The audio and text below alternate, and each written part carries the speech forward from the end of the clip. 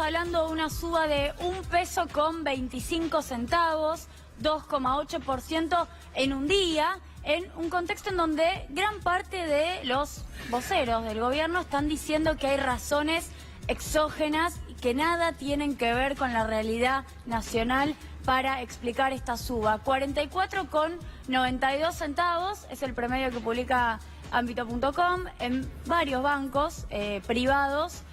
Hace un par de minutos se podía encontrar a 45, lo cual es totalmente coherente con este promedio de Ámbito. En general se compra bastante más caro. Vamos a explicar ahora en placas algunas de las causales de esta suba, pero quiero detenerme también en el riesgo país, que está acercándose peligrosamente hacia los 800 puntos. ¿Por qué tomamos los 800 puntos base como referencia? Bueno, porque ha sido el récord durante el gobierno de Cambiemos, durante el gobierno de Mauricio Macri, que tocó en el mes de agosto y que volvió a tocar hacia fin de 2018. Para el mes de diciembre estábamos en una cifra similar a esta. Lo que crece, Julia, es la desconfianza en que la Argentina pueda pagar lo que debe, pueda pagar los intereses, el capital, sobre todo con un dólar a casi 45 pesos, porque buena parte de la deuda fue contraída cuando el dólar costaba 17, 20, 25, pero ahora hay que recomprar dólares propios a 45 pesos, es decir, se paga muchísimo más todavía en función del costo del dólar, si mal no entiendo. Es así, Víctor Hugo, y los datos que voy a mostrar más tarde en relación al endeudamiento externo que publicó el INDEC el día de ayer, un dato que pasó muy desapercibido, claramente por la coyuntura que estamos atravesando con el dólar, muestran que el INDEC está registrando que solamente 9% de la deuda está en pesos. El resto de la deuda está en moneda extranjera, el 61% está en dólares. Por eso cuando sube el dólar hay más de confianza sobre la posibilidad argentina de pagar su deuda, porque la tiene que pagar en una moneda que no es la suya, que está en moneda extranjera. Y vamos al tercer dato y nos metemos de lleno en la economía real.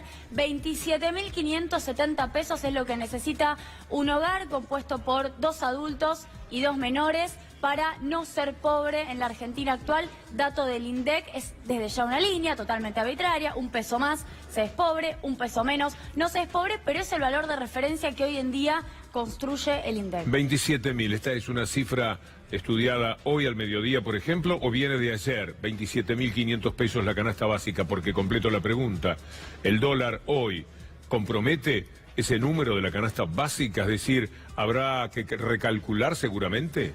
Es un dato de hoy a las 4 de la tarde, Víctor Hugo, con lo cual estamos hablando de una construcción al mes de febrero. No estamos hablando de un dato que se corresponda a marzo. Hay un rezago en la publicación estadística. Marzo no ha cerrado. Sabremos hacia mediados de abril, fines de abril, cómo fue la canasta en este marzo tan preocupante, en donde el dólar está llegando a 45 pesos. Por el momento, sí, como bien decís, puedo coincidir, es un precio viejo, es un precio que ha quedado acorde al mes de febrero y a un tipo de cambio también diferente. Son los peores números, me parece, que hemos visto. Ahí lo que nosotros llamamos el tótem, es decir, entre el dólar, el riesgo país y la canasta básica, tenemos una composición nefasta para analizar lo que pasa en la Argentina de hoy.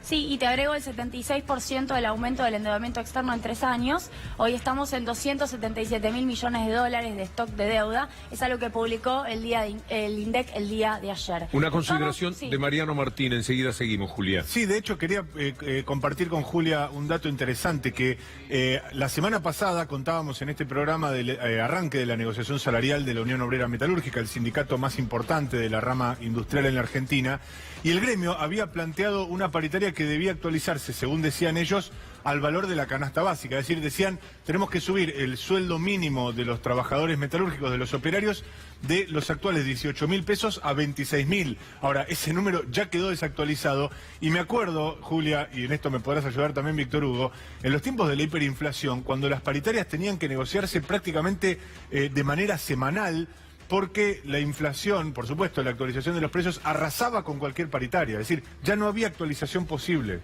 Es así, Víctor Hugo, cuando nosotros hicimos el cálculo sobre el 80% de los docentes debajo de la línea de pobreza, estábamos hablando de un salario docente de 21.000, 22.000 pesos más o menos, y una canasta de pobreza de 25.000.